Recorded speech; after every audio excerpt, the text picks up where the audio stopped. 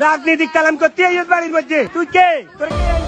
নওগাঁ, নোয়াখালী ও ঝিনাইদহে জামায়াতের কর্মীদের উপর হামলার অভিযোগ এনে বিএনপির প্রতি অরাজনৈতিক কর্মকাণ্ড থেকে বিরত থাকার আহ্বান জানিয়েছেন জামায়াতের সেক্রেটারি জেনারেল অধ্যাপক মিয়া গোলাম পরোয়ার। 29 অক্টোবর এক বিবৃতিতে তিনি এসব হামলার নিন্দা ও প্রতিবাদ জানান এবং প্রশাসনের কাছে দোষীদের গ্রেফতারের দাবি জানান।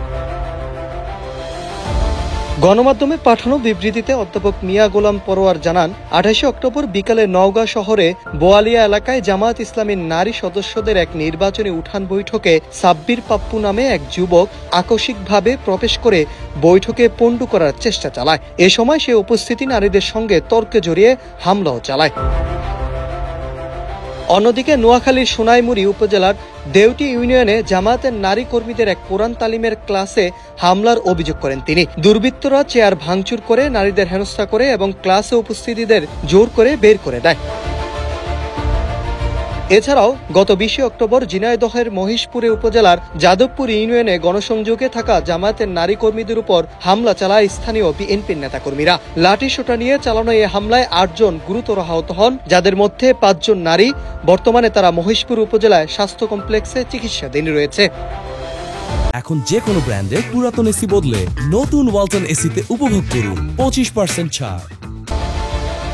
বিবৃতিতে অধ্যাপক মিয়া গোলাম পরোয়ার বলেন, নির্বাচনী বৈঠক, আলোচনা সভা কিংবা কোরআন তালিমে আয়োজন করা প্রত্যেক নাগরিকের সাংবিধানিক অধিকার। এ হামলায় গণতান্ত্রিক পরিবেশ ও মানবাধিকারের চরম লঙ্ঘন। তিনি আরো বলেন, নারী কর্মীদের উপরে এ ধরনের হামলা আমাদেরকে আওয়ামী ফেসিবাদী স্টাইলের রাজনীতির কথা স্মরণ করিয়ে দেয়, যা অত্যন্ত নিন্দনীয় ও ঘৃণিত। বিএনপি নেতাকর্মীদের উদ্দেশ্যে তিনি বলেন, এ ধরনের অরাজনৈতিক কর্মকাণ্ড থেকে দলীয় কর্মীদের বিরত থাকতে হবে, অন্যথায় পরিস্থিতি আরো অবনতির দিকে গেলে জনগণ প্রতিক্রিয়া দেখালে অবাক হওয়ার কিছু থাকবে না। তিনি হামলাকারীদের দ্রুত গ্রেপ্তার করে দৃষ্টান্তমূলক শাস্তির দাবি জানান। একই সঙ্গে সকল দলের জন্য শান্তিপূর্ণ রাজনৈতিক পরিবেশ সৃষ্টিতে প্রশাসনের কার্যকর ভূমিকায় আহ্বান জানান তিনি।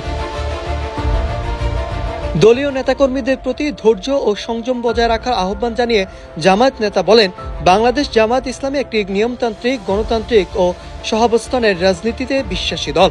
আমরা শান্তিপূর্ণ উপায়ে আমাদের সাংগঠনিক কার্যক্রম চালিয়ে যাব। এদিকে জামায়াতের অভিযোগের বিষয়ে বিএনপির কোনো আনুষ্ঠানিক প্রতিক্রিয়া এখনো পাওয়া যায়নি।